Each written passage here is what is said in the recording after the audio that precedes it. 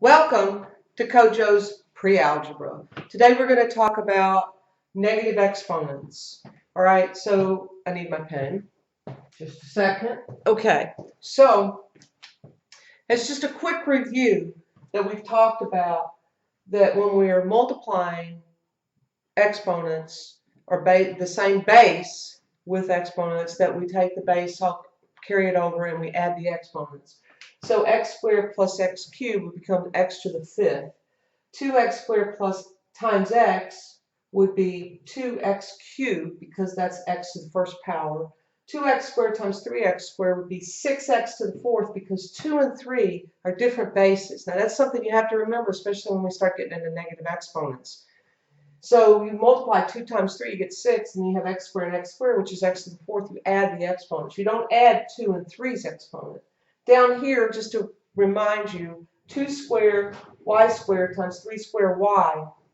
We say 2 squared is 4 and 3 squared is 9, so 4 times 9 is 36. We don't say 2 times 3 is 6 and it's 6 to the fourth, because these are different bases. You can't do that. They have to be the same base, otherwise you just simplify the number and take it to the power and then multiply the two numbers. But you can't go 2 times 3 is 6 and make it 6 to the fourth power, because they're different bases. So when you do that, you get 36y cubed. Now here's the rules, and we talked a little bit about a to the 0 power. Remember, when we have these two rules, a to the negative n, that's the exponent, the n is the exponent, equals a to the n power, 1 over a to the n power. This is telling you that this is a fraction, or that base is out of place, especially when you're working with monomials. Because monomials, remember, you can have xy over z, which means xy divided by z, which is the fraction.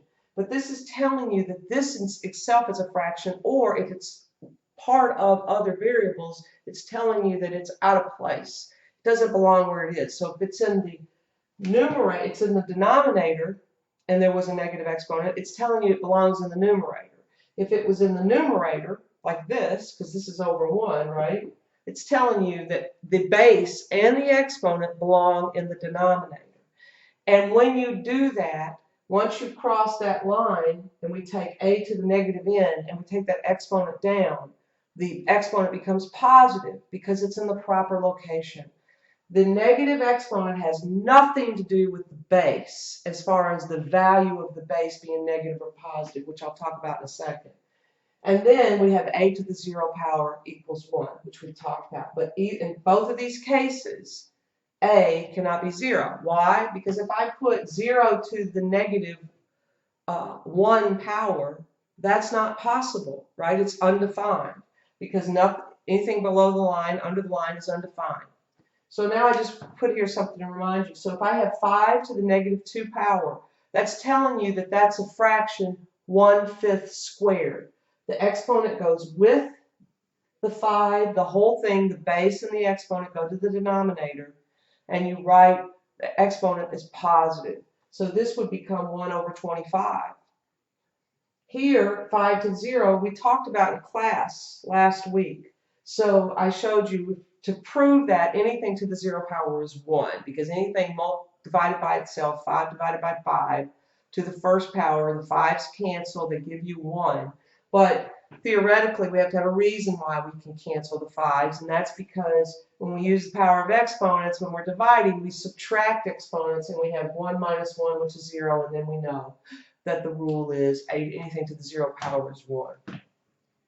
So you have to be able to rewrite without fractions whenever you have a fraction. You have to be able to rewrite it not being in a fraction.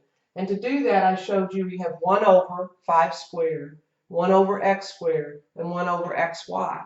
Well, you have to rewrite that without fractions. So if consequently, if a to the negative n equals 1 over a to the n, where we make exponent positive by taking it to the denominator, to rewrite this without a fraction, I have to take the base and the exponent back up into the numerator. And to do that, it becomes negative, because once it crosses over, you've got to show that it is a fraction. So this would become 5 to the negative 2. Or, if you're ready for this step, I would accept that. But if you're ready, you could say, well, 1 over 5 squared is 1/25.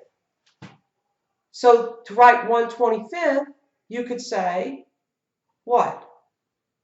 25 to the negative 1. Those are both correct. Here you have 1 over x squared, and you can't write it as a fraction, so you have to rewrite it. So you'd write x to the negative 2 power. Because once I'm taking that base and its exponent back into the numerator, so I don't have a fraction, you have to express the exponent as a negative, telling you that it's a fraction. Then we have 1 over xy. Ooh, you have a choice. It would be xy to the negative 1 power, because it's telling you they're both below. Or you could put it as x to the negative 1, y to the negative 1. But if they both have to go up, you could write it to a power. All of it goes. Then I have here, rewrite without negative exponents. Well, do you see that this negative 2 is only with the y? This is 2x, y to the negative 2, z to the second. But this 2 has nothing to do with this negative exponent. You can't make the 2 negative. It has nothing to do with that. The 2 is a 2. It's not negative, it's a positive 2. This negative exponent is only with the y base. And it doesn't designate what that 2 value is, if it's a positive or negative. So the 2 and the x and the z all stay in the numerator. So you get 2x z squared, because those all have positive exponents. And the y to the negative 2 power goes to the denominator. And once it crosses the line of the fraction, it becomes a positive because it's no longer negative. Now here's a little different. You have y to the negative 2 power, x, y to the negative 2. No, excuse me, I think I misspoke. 2 to the negative 2 power times x times y to the negative 2 power. The x does not have an negative exponent. So the x is going to stay in the numerator. What goes below? 2 to the negative 2. That does not make the 2 negative. The 2 is a positive 2. It is to the negative 2 power. But we need to take it to the denominator so it becomes 2 squared. So the exponent is positive. Now y to the negative 2, we need to take it to the denominator. And it becomes y squared. We're not done with this, because you have the ability and the knowledge to tell me what is 2 squared. 4. So the answer becomes x over 4y squared. That's the answer, okay? No negative exponents. All right. There's also sometimes that things get tricky, and I want you to remember this one, that you could have written it as x to the negative 1, y to the negative 1, or the quantity or the product of xy to the negative 1 power, because they all go below. It actually be the product of xy to the negative 1 power, and you're telling me it's in parentheses. But these are tricky. I don't want this to fall down. Here we go. That was what we just showed. The product of AB to the negative 2 power. You're going to take everything below, and it's going to become 1 over AB squared. Or you could write it as 1 over A squared B squared. They're both correct. Okay? They're both correct. Here's tricky. The opposite of 2 to the negative 2 power. You don't know how many students want to go, oh, negative and a negative is a positive. No, that's not right. No. That negative 2 exponent has nothing to do with if this is a positive or a negative 2. Nothing to do with that negative exponent. So what you have to do is you have to say, okay, I'm taking down 2 to the negative 2 to the denominator. It becomes 2 squared. What's left in the numerator? A 1 and a negative 1. See that? Because it's not included. Now we have 2 squared. You can simplify that. So this becomes 1 over 4, negative 1/4. Now this one is different. This one says the quantity of negative 3 to the negative 2 power. Or you could just say negative 3 to the negative 2 power, because you're telling me that negative 3 is in parentheses. Here I said the opposite of 2 to the negative 2 power. This is negative 3 to the negative 2 power because I'm telling you you're including the negative. It's the number negative 3. Here it was the number 2. So here we're going to say, okay, I'm going to go over here.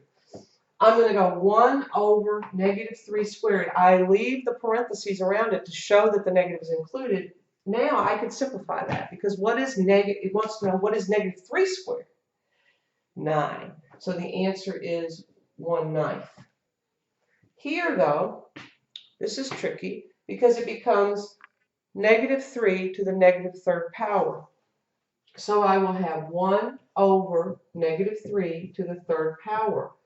Well, this is negative 3 times negative 3 times negative 3.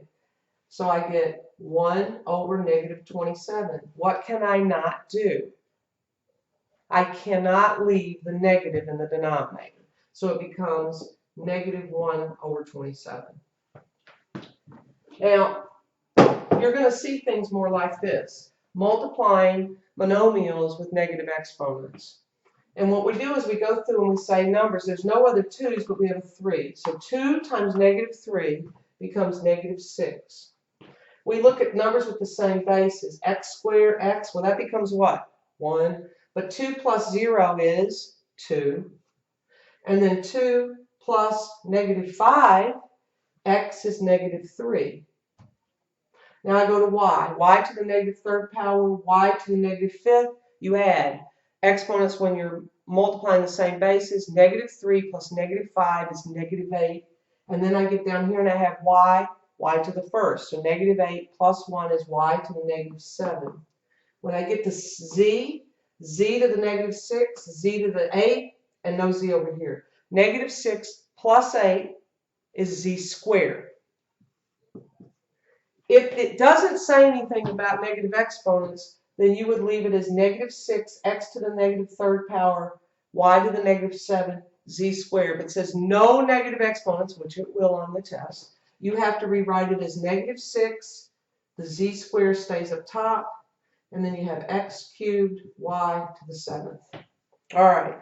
I'm not going to give you any practice problems because this video is already a little bit longer. So write down 2 things you've learned and write down 1 question. And I'll see you in class tomorrow. Bye-bye.